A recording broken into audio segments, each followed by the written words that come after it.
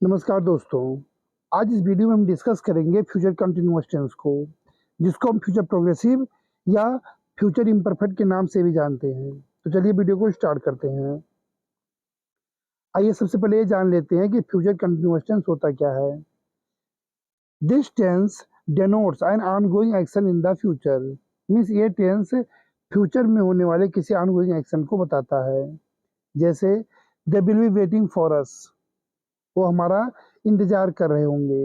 मतलब फ्यूचर में जिस टाइम की आप बात कर रहे हैं उस टाइम पे एक्शन ऑन गोइंग होगा।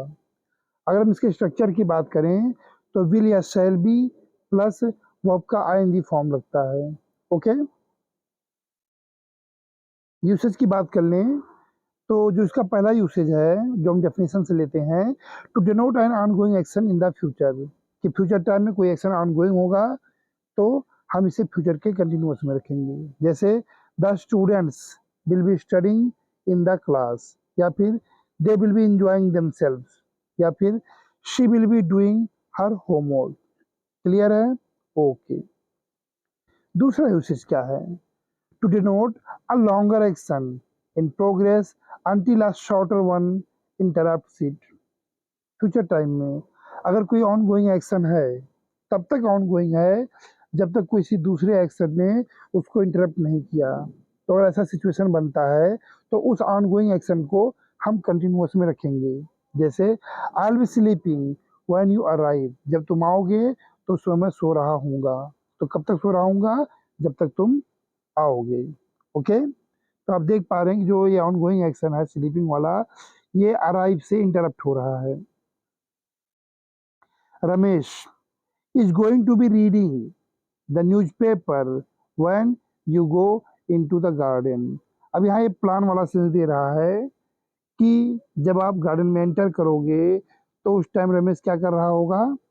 वो न्यूज़पेपर पढ़ रहा होगा। ठीक है, तो ये इज गोइंग टू बी, इस स्ट्रक्चर को याद रखिएगा। प्री-अजम्पशन अबाउट द प्रेजेंट, कभी कभी होता है कि हम प्रेजेंट एक्शन को भी फ्यूचर कंटिन्यूअस में बोल देते हैं। मतलब जो प्रेजेंट टाइम का ऑनगोइंग एक्शन है उसको भी बताने के लिए हम फ्यूचर कंटिन्यूअस टेंस का यूज करते हैं। जैसे mother will be cooking dinner now. अब क्या मतलब इसका? मतलब ये प्रेजेंट कंटिन्यूअस का एक्शन है कि अभी इस टाइम जिस समय हम यहाँ पर स्टडी कर रहे हैं ग्रामर को, ठीक इसी टाइम में मदर क्या होंगी? वो कुकिंग कर रही होंगी। तो क्यों ऐसा हुआ? एक्चुअली होता ये है कि जब हम किसी एक्शन को कंफर्म होते हैं कि हाँ ये एक्शन हो रहा है तो हम यूज करते हैं प्रेजेंट का कंटिन्यूअस। हम ये बोलेंगे कि mother is cooking dinner now. लेकिन जब हमें शंका होता है, हम 100% कंफर्म नहीं होते हैं उस एक्शन को लेकर के, तो फिर हम उसे फ्यूचर की कंटिन्यूअस में बोल देते हैं कि मदर इस समय खाना पका रही होंगी।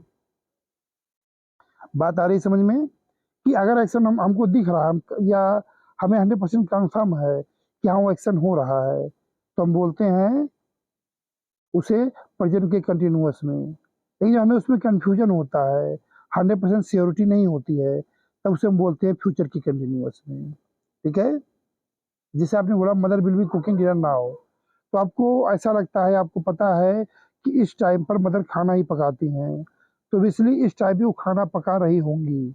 लेकिन क्योंकि आप उनको देख नहीं रहे हो तो 1% चांस ये भी है कि वो खाना नहीं पका रही होंगी या डिनर कुक नहीं कर रही होंगी।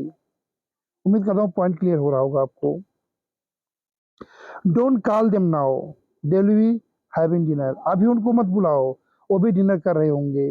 अब यहाँ भी आपका अजम्पशन ही है, आपको ऐसा लगता है कि हाँ अभी वो डिनर कर रहे होंगे। क्यों? क्योंकि यूजुअली इस टाइम पर वो डिनर करते हैं, तो इसलिए आपको लगता है आज भी वो डिनर कर रहे होंगे।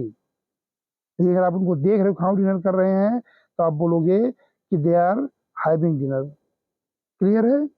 चलिए, तो ये वही पॉइंट है कि here we are talking about something that might be happening at the moment although the structure used is the future continuous. Clear है? इसमें एग्जांपल और है, Sylvie getting ready for school. अब यहाँ भी इस टाइम पे वो स्कूल के लिए रेडी होती है, तो हम अज्यूम कर रहे हैं कि हाँ हो सकता है कि आज भी जो है वो स्कूल के लिए रेडी हो रही होगी।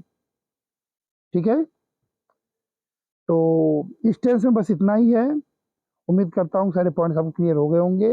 हाँ, अगर इस टॉपिक का आपको पीडीएफ चाहिए तो इसके वीडियो के डिस्क्रिप्शन में मैं पीडीएफ का लिंक दे दूंगा और वहाँ से आप उस पीडीएफ को एक्सेस कर सकते हैं। ये वीडियो देखने के लिए आपको बहुत बहुत धन्यवाद।